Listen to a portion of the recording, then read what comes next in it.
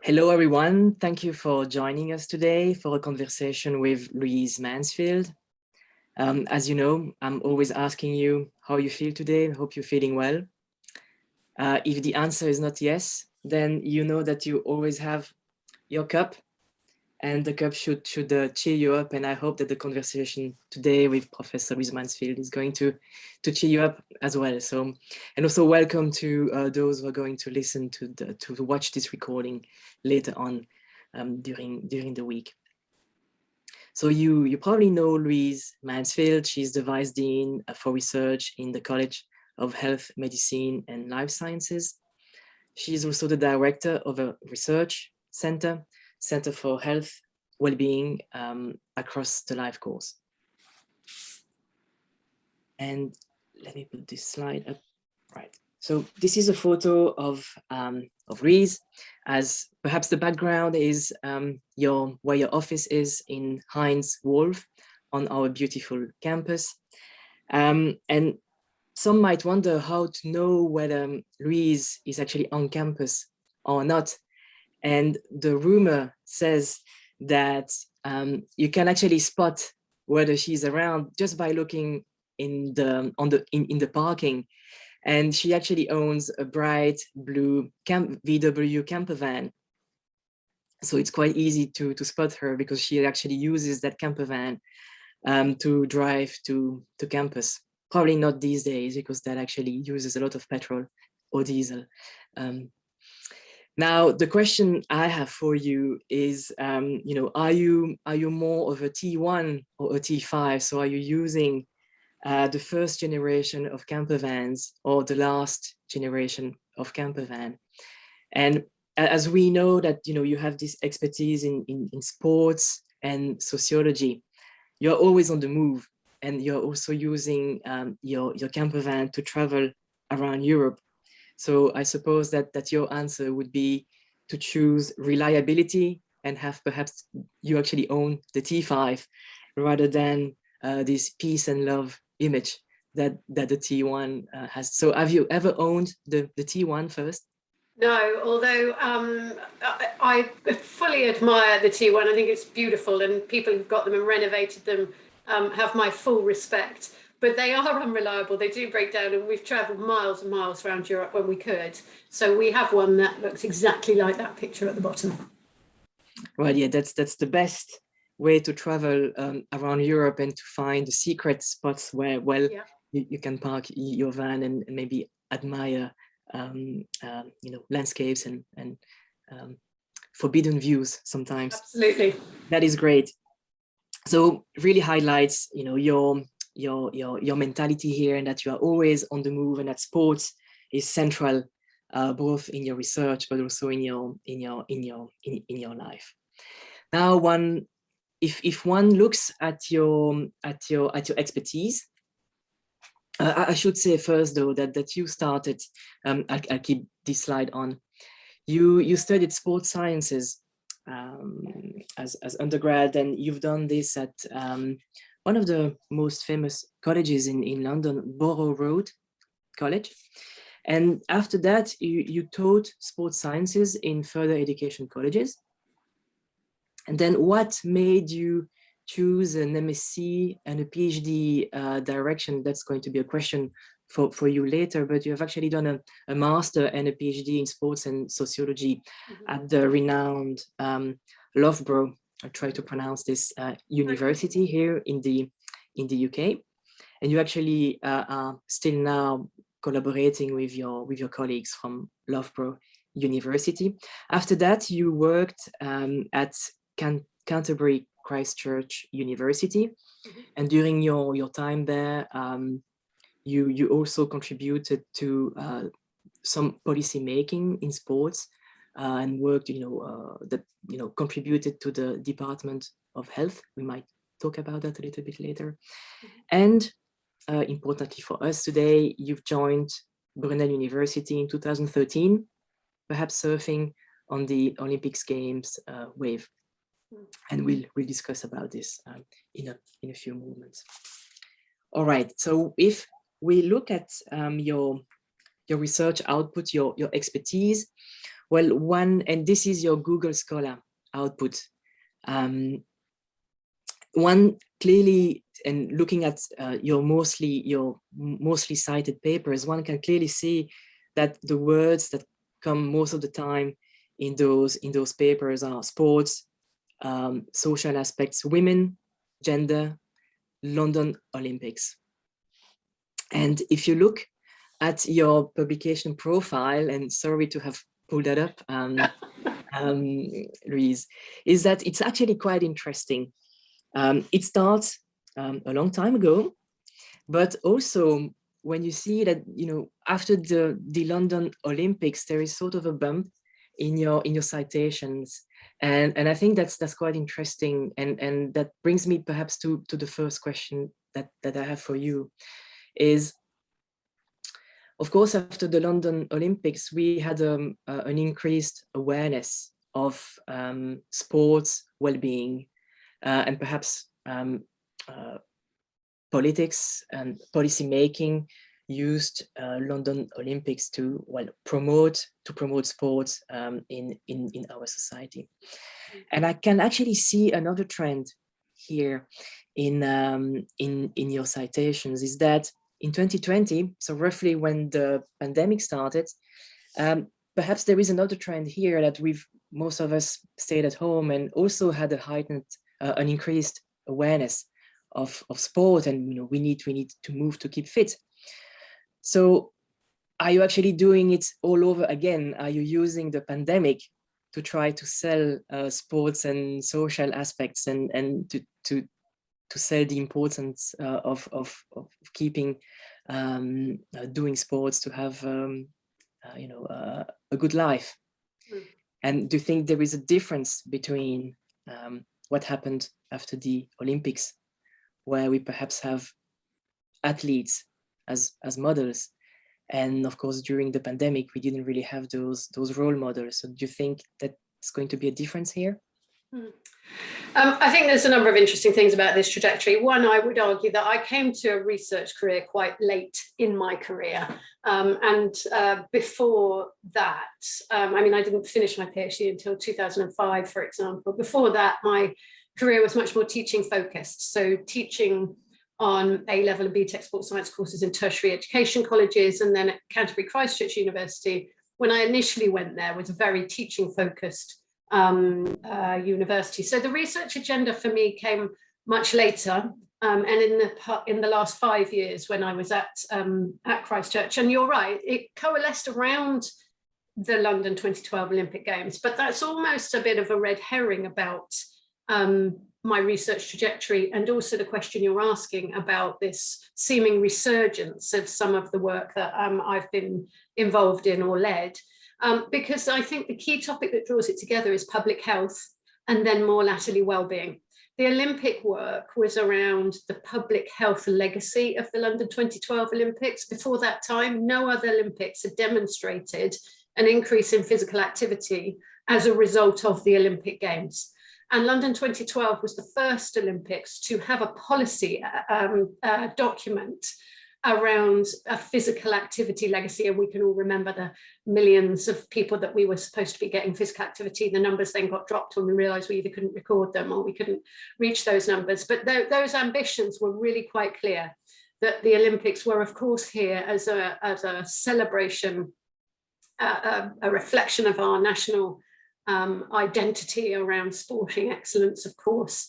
They were a reflection of our contribution to the global collective world of sport, but a key feature of those was the public health and more latterly the well-being agenda that was associated with them. And in those Olympics, what we were seeing was a real policy agenda and focus on promoting community sport, particularly for the purpose of increasing physical activity for public health. And that really, and that is what really the central aspect of our research around Olympic legacy was, whether it could be achieved and how it could be achieved, and how you might mobilize that effect. And I can talk more about what we found in that regard. I think from 2020, if you're looking at COVID related issues of health, I think we have had a complex relationship between our physical bodies, physical activity, and COVID. I think we're only just starting to see research, good research emerging about that and what it means. And I think, exercise was an interesting, complex kind of promotional activity. On the one hand, we had to stay inside. On the other hand, we needed to get out for an hour a day. And I think that juxtaposition between isolation and being outdoors was writ large in the COVID landscape around physical activity. And yeah, we do not yet know the physical consequences, the mental health consequences. We know there's something there, but I think that's going to be a trajectory of research around physical activity, exercise, and including community sport in that respect. And so we have a big agenda for this. This work that you've done around the Olympics 2012, I think this was related to the policies. This is the work that was related to the Department of Health. Mm-hmm. But I saw that the first publication was in 2009. Is that correct? Yeah, that's right. Have you used some predictive models then to say, you use the how can we use the Olympics to promote sport in society? So how have you done that, and what is actually the how? Yeah, so this work that started out with a team at Canterbury Christchurch University did start in 2009 when we won an ESRC seminar series grant to start to explore, because we knew we were having the Olympics in 2007, but to start to explore what the impact of that might be. I mean, there's a bigger question for national governments, isn't there, about why would you spend so much time and effort and money bidding for the Olympics? What is the value of them? And of course, the value is different depending on which country and context you're talking about. But in the UK, we were very much ahead of, the previous Olympics in Sydney had a legacy around environmentalism. But this was the first Games in 2012 where physical activity for public health was the defined legacy outcome for the Games. But we didn't know whether and how, whether that could be achieved, and if it could, how could it? So we did a lot of evidence review work. It's not predictive modelling work. I work much more in a qualitative paradigm, but also in relation to policy agendas. So this was much more in the policy science arena. And we did evidence reviews about whether there was any other legacy evidence from other games about physical activity, which there wasn't.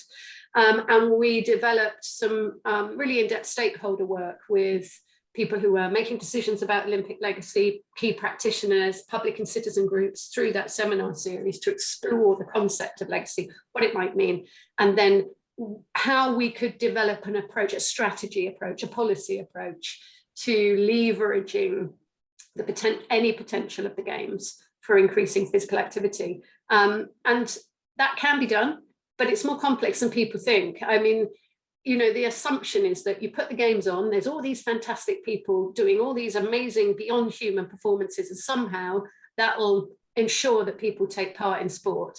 And that's an oversimplified argument about the role of mega events, and it's called the demonstration effect. Mm-hmm. The demonstration effect does work for some people in some contexts, and it generally only works for people who are already engaged in and have some competency and skill in a sport. I always give the example of Wimbledon, for example. During Wimbledon fortnight, maybe a week before, during the fortnight, a little bit, a few days afterwards, you will see an increase in people playing tennis. It's summertime, people can go out, but it's only the people who can play tennis generally that increase. So you get more people doing sport who were already doing it before. And that's way too narrow as a legacy effect. What we defined and determined, though, was that there was the potential of what we called a festival effect, that actually you could engender this emotional sense of belonging, a collective feeling of something big was happening that you were going to be a part of. You could leverage that in specific strategic ways to encourage those people who never did sport or were completely inactive to take part in different ways. But the hook is not the people doing this high-level sport, because for most people who are not involved in sport, they look at that and they go, oh my word, it's brilliant, I love watching it, but I am never going to be able to do that. And that's what we call the competency gap. With the festival effect, you have to use other hooks to encourage people to take part. You have to think about what people value. It might be doing things with a family. It might be saving the environment. And you have to think about how you can use that to promote taking part.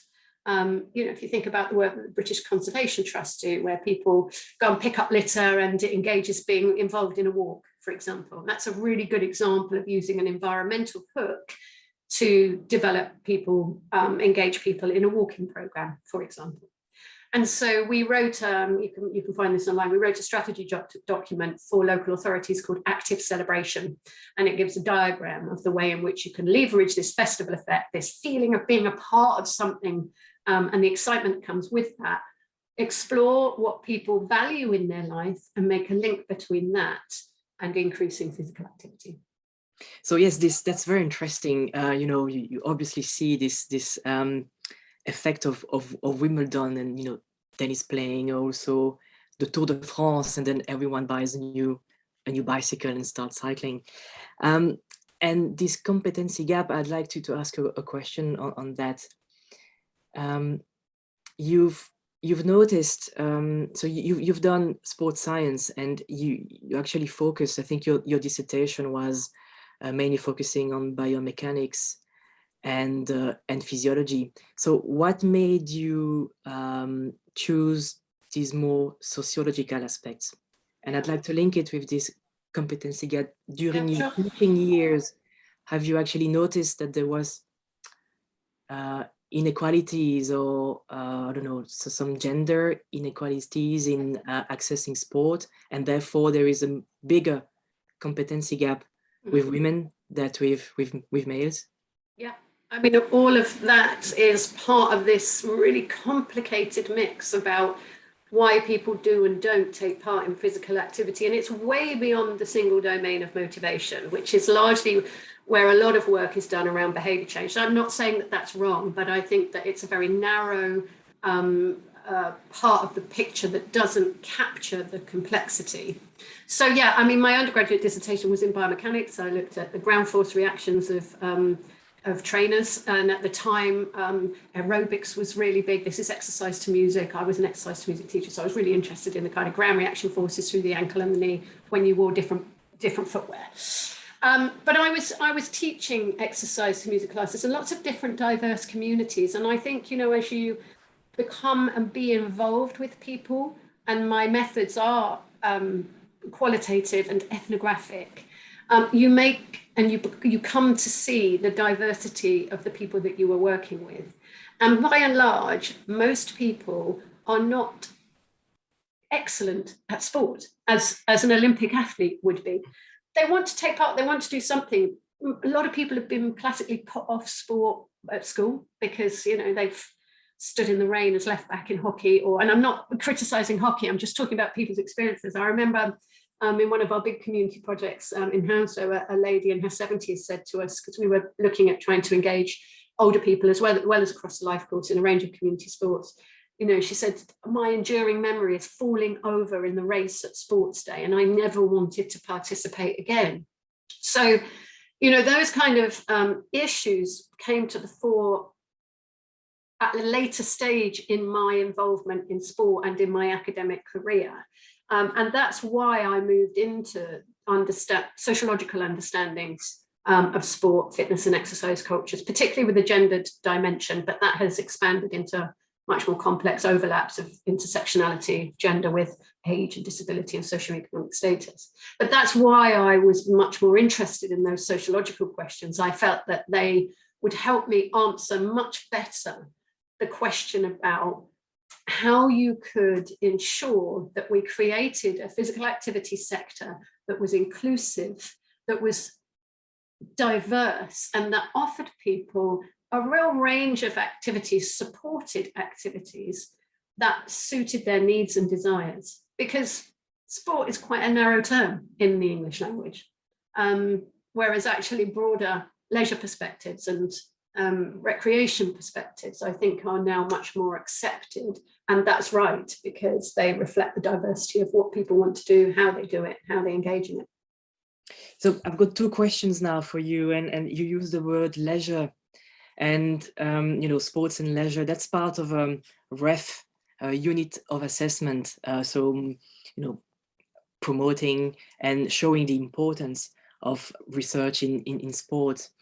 But sometimes, do you find it a bit frustrating that, and I'm playing the devil's advocate here, I'm going to say that the journals where we publish work in sports science do not always have the same momentum, the same impact factor, if I can use that word still, as, I don't know, cancer research, genetics.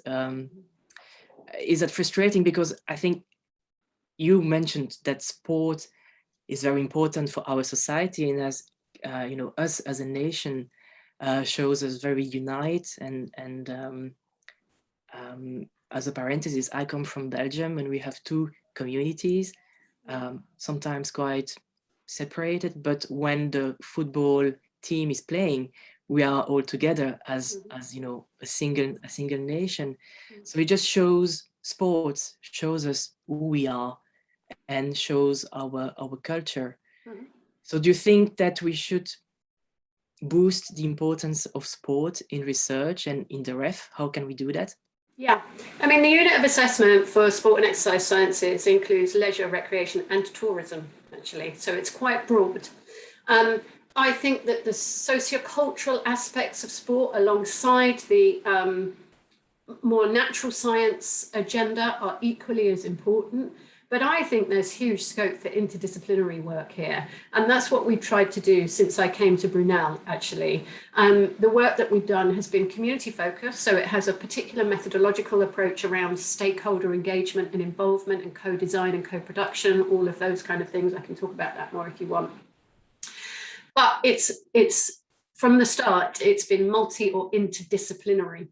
One of the key things around the promotion of community sport in a national agenda, a policy level with the DCMS and at a national organisation level with Sport England, is the question of cost. If you are thinking about developing interventions for a public health agenda, health economics is a key feature. We have to ensure that our interventions are cost effective.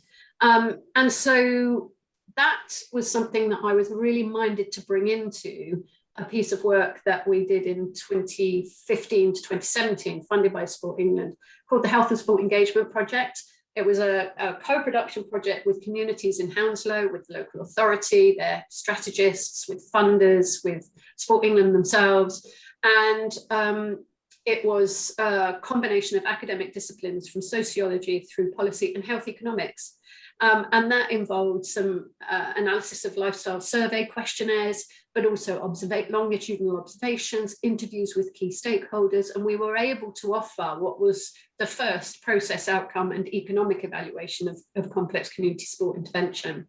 So at times, we will always privilege our own subject disciplinary area. The socio-cultural aspects of sport is a vibrant area of work. It has a huge established set of journals. I agree those impact factors might not be as much as, and they're not as much as the more established and areas of the natural sciences. But that's a broader question for epistemological differences around what knowledge counts for whom and in what context. My own view, and I can think this because for our particular REF unit of assessment, impact factors of journals are not a criteria for assessment. The quality of the research is. And I think that alongside that research being open access is the key to knowledge exchange and the key to helping the sports sector to do the best job it can to deliver a programme that benefits people's health and well-being and is inclusive in the process. And we do a lot of work from journal publications are one thing, right? And we do a lot of work. Our projects always have a translation, dissemination, and mobilization element. So you have to be able to write for different audiences, and some of that is not in journals at all. Yes, and of course, it's, I think, easier, quote, to have an impact with research in sports sciences, a direct impact, than when you're looking at, the biomolecular mechanisms of ADN translation in cells also. I think there's always an impact, but it's way more indirect in some natural sciences. So I suppose that's how maybe sports sciences can take it's revenge somehow. And so, I mean, yeah, I wouldn't say that impact is easy, and no impact is easy. I think, you know, we are driving towards this impact agenda, quite rightly. I mean, I'm come now from a really a sociological perspective, where we're keen to make a difference, and that really underpins all the things that are central to my own research. But impact is not easy, and it's different from dissemination, and you have to have an impact strategy all the way through your work. Interestingly, I think it's right to say in the last ref that it's that kind of impact, particularly from a socio-cultural point of view, that was scored less well, because we still prioritize and privilege, you know, that finding of a genetic code that's published in Nature that, you know, changes the life of a very narrow population group. And I'm not saying that's wrong. I'm just saying there is a bit of a disconnect in the way that different impact is perhaps perceived. So isn't it therefore tempting? Well, you chose qualitative research rather than quantitative, and maybe rather than perhaps using your biomechanics, physiology background to beef up, if I can use that word, the impact or the impact factor, the journals where you can publish your research. Let's say if you would have looked at inequalities and maybe finding is there any physiological correlate as to why there is this inequality, and rather than implementing policies, top-down policies, supply pushing policy, maybe looking at a bottom-up approach and working on, I don't know, having a healthier diet together with sports would actually bring more a better quality of life and well-being. And yeah, this is a difficult one for me, because I'm publicly a little bit critical of lifestyle behavior change approaches that take a fairly narrow focus on motivation and on getting people to do more. I think if you take the pleasure out of any activity, people won't do it. And I think there's a lot of pleasure to be had by moving one's body. We've all got a body, they're all really different. And, you know, in my experience, whatever those differences, there is some pleasure to be had in simply moving around. And that's got nothing to do with winning a game. So for me, and we wrote a paper actually around older people's fears of taking part in what we were calling sport, but their involvement in defining what that sporting activity might be, and then their experiences once they were supported in doing it. Could have been chair-based dancing or Tai Chi.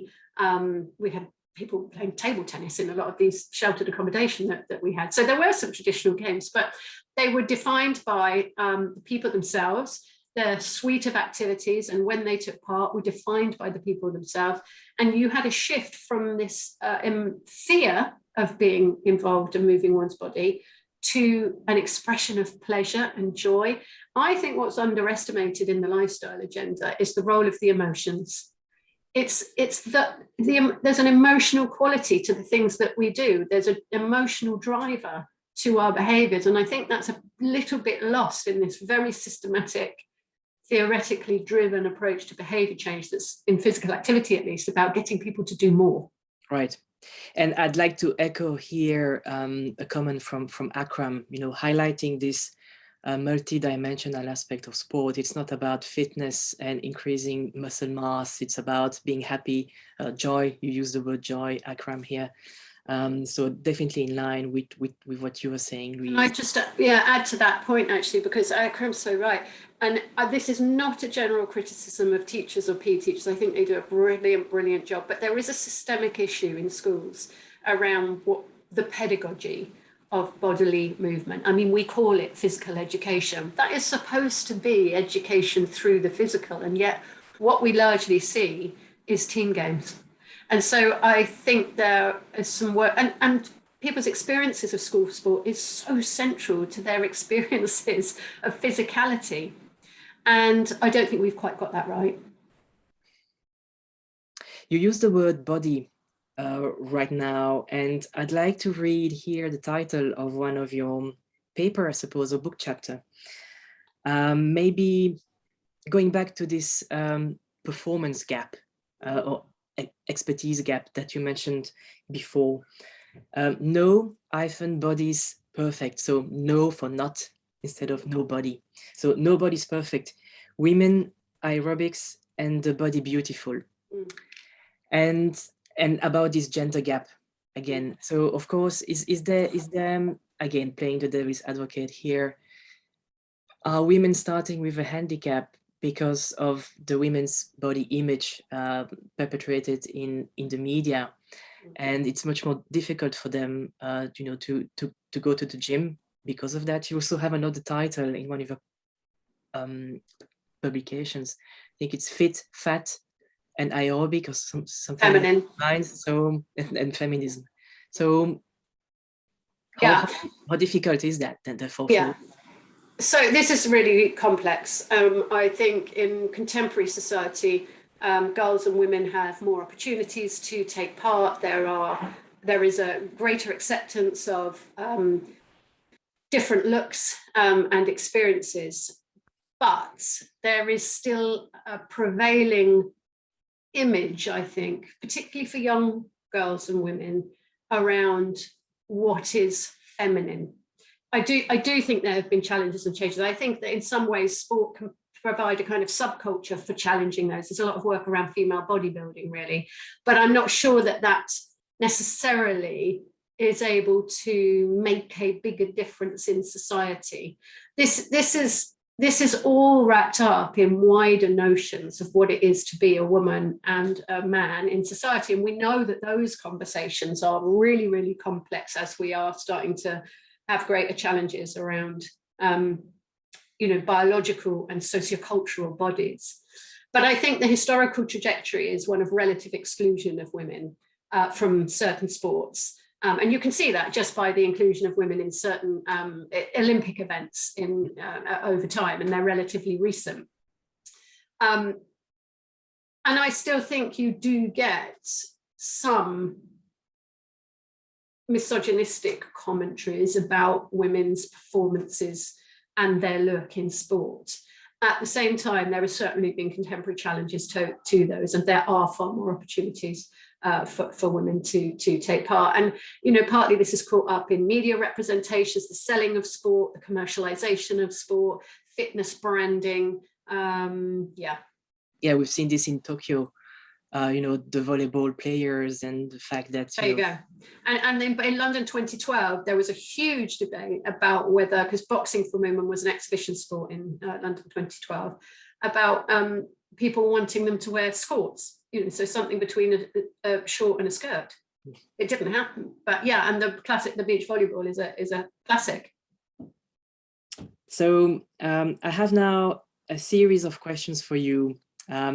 I'll say 2 words and you have to choose one. All right. And then I'll ask you why you chose that word. So I noticed when we have some meetings together, sometimes you are sitting or standing. Which one do you choose? You are sitting now. I am. Yeah. I'm surprised. Yeah. That's really difficult I like to move between the two. I know Marsha's here and she'd probably say, yeah, move between the two. I think you should have a choice between sitting and standing, and that if you're comfortable to do so, you should move. Even small amounts of movement can be relaxing. For me, there are certain tasks that I need to do sitting down. I find that if they're very focused and I need to concentrate really hard, my attention is better if I'm sitting, but I do generally try and move between the two when I'm working. So I don't think that's given you an answer. That's great. But because you've published a few papers on standing, right?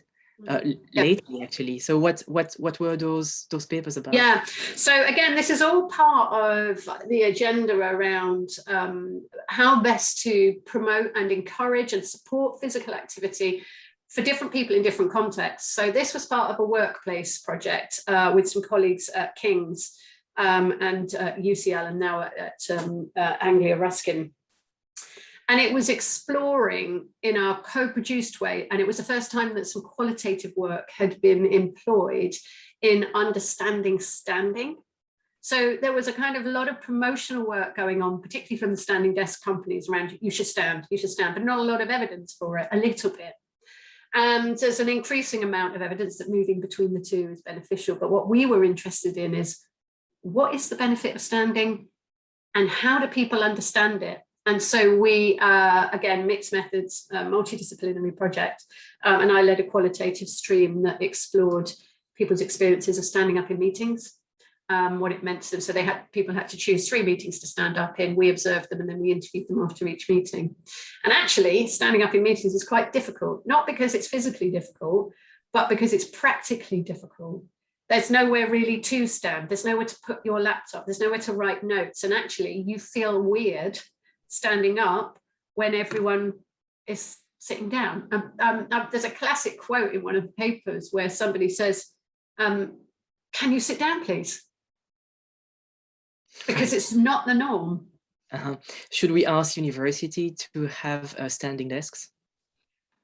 I don't think you need a standing desk, although actually the price of those has come down, and I've got a desktop, fantastic piece of kit that it's very simple. It's just got 2 handles and you can lift it up and down. And they're not very expensive now. I think that we need more opportunities for conducting meetings in different ways, whether they're walking meetings, standing meetings. I'm fairly, almost entirely probably liberal in this regard. I do not agree with making people do these things. Right. I think it's about explaining what the evidence is and providing opportunities, if it is that good for you, for people to do it. We don't really have activity permissive working environments.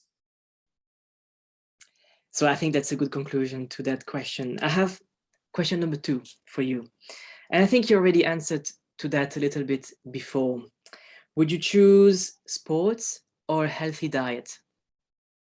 Sports. Because you are not believing in this biological approach to well-being? Absolutely. We have biological bodies, and we know that they function in specific ways. And I think that we know that there are certain nutrients that are really important for our bodies. But I think that there's a balance in life around a moderate approach. And I probably would say that about sports as well, although I've probably been, I could accuse myself of not taking a moderate approach to sports in my younger years. But I think I'm much more wedded to taking part in sports than to slavishly thinking about what I'm eating. In actual fact, a balanced lifestyle that involves all the pleasures that we can gain from food, but with a recognition that there are foods that we know are good to eat. That's good. I really don't subscribe to restrictive kind of dietary practices. You see those a lot in sport and in fitness cultures. Mm-hmm. Great. Question number 3. At the university, in a university setting, should we teach? Should we do research? Combination of both. I absolutely could not choose between the two. I'm very public about the fact that I think that higher education institutions should take some form of research-led or research-informed teaching, and that actually should frame the curriculum. I think it should be written into our academic approach to knowledge exchange in a higher education institution. I think the word teaching is problematic in a higher education institution because we have a different environment for broad knowledge exchange. And the business of a kind of didactic teacher-student relationship, I think is not helpful, it's counterproductive. I say to my first-year students, you're at the beginning of an academic career, but I see you as a collaborative academic group, and that what we're trying to do is to share the knowledge I've got and the knowledge that you've got. You can always learn from people. And I think that that that underpins a research-led or a research-informed teaching approach. And that's what marks us out as higher education institutions from any other knowledge exchange institution, that we are working with cutting edge knowledge that is research, but that we are blending that with our teaching. I think that taught programs should be taught by and reflect the subject expertise of the people teaching them. There's always some, you know, some general courses, particularly within first years, that every academic does know about and could teach. But I think from now on in, it really does need to be a research-led teaching approach. And can I just answer you all's question on that issue? Because the answer is yeah, I think that's inequality is now one of the largest societal barriers for people. Socioeconomic status is one thing, but the combination of that with another set of factors is really important. And there's a lot of policy work now around the role of space and place in creating a barrier or being a facilitator to taking part, and that's intersected with those inequalities. So yeah, I mean, I think that's absolutely right. We know it, and we know something of it. We can see correlations actually in quantitative data. The challenge is how we address it, because I think we've had decades of policies that have increased those inequalities, and COVID, we can see, has done the same. In number 4, in sports sciences, should we do qualitative research or quantitative research? Mixed methods. Mixed methods, interdisciplinary. That, I think, you know, the question of social inequality, for example, is so complex. It involves the experience, lived experience of individuals, of communities, of nations, and we have, I think, quite a lot of data, quantitative data on those things, but we need to explore that in more detail, and then to really try and do something about it, we need targeted work with communities and people. So I think you have to do both, and it needs to come from an interdisciplinary perspective. We'd be missing half of the equation if you would. Yeah, you would. Yeah, for sure. Agreed. 2 more questions. This one might be a bit politically incorrect, or I have the word "or" between 2 words and some definitions put them together. So, but I still ask it because you have work on feminism. And I'm saying here, feminism or equality? I think actually the word is equity. And I think that more contemporary, well, I think all the history of feminist theorizing has been about, well, to some extent equality, but I think it's about equity. It's you doing equal things for people who have different needs never works. It's about recognizing the different needs so that you can create an equitable platform for people. And that would definitely frame my feminist theorizing. And I would take a position that feminism is about gender relations. So it's the relationships within groups of women and men. For me, it's not a single woman's issue, although the focus would be on creating equity for groups of women. But you've got to understand those gender relations, I think, and the power dynamics within those, of which, you know, equity speaks to that. That's great. And I have one last question, maybe a more philosophical approach. And we've discussed this a little bit before when I asked you about sports and healthy diet. And you mentioned, of course, the body has needs, but there is more to doing sports than being enslaved by our body. There is also this joy, this happiness, and all the cultural aspects of sport. So if you had to choose between body or mind, which one would you choose? Okay, I can choose. I mean, I see bodies in the round as a combination and intersection of biological, psychological, and social features or factors or characteristics. And that for me is the central strength of a of promoting sports broadly and beyond the kind of traditional, because there is a physical quality to taking part that is connected to an emotional quality, that's connected to a sense of belonging with a group or with other people, or a sense of connection to nature. And so space and place becomes a key aspect of how we make sense of this. And so I think that kind of Cartesian dualism between mind and body is not helpful. And I think as we go forward into our understandings of the role of sport and physical activity in people's lives, that complex context needs to be understood, as well as the experiences of individuals and communities and nations and cross-nation kind of understandings. And given all these, multi-dimensions, interdisciplinary aspects of sport, at Brunel we have those three colleges, and for example, I'm picking a topic in CBAS, which is looking at, and I think Meredith is looking at those aspects, the image of the body. Mm-hmm. So do you think that at Brunel we are really nicely positioned with the engineering school as well to look at those multi-dimensional aspects underlying sports? Yeah, I think there are two things here. The first is the need to, and I think Brunel is really positioned well to do this, to explore the virtual world of sport. Now that might be, virtual reality approaches for participation and for pleasure. It might be about rehabilitation using virtual reality approaches. And I'm just going to throw out the word artificial intelligence, not knowing really anything about it, but from listening to people most recently over the past year, I think there's got to be something there around developing that agenda. Not necessarily with sports per se, but with the kind of physicality and the role of physical activity. I think that's really important.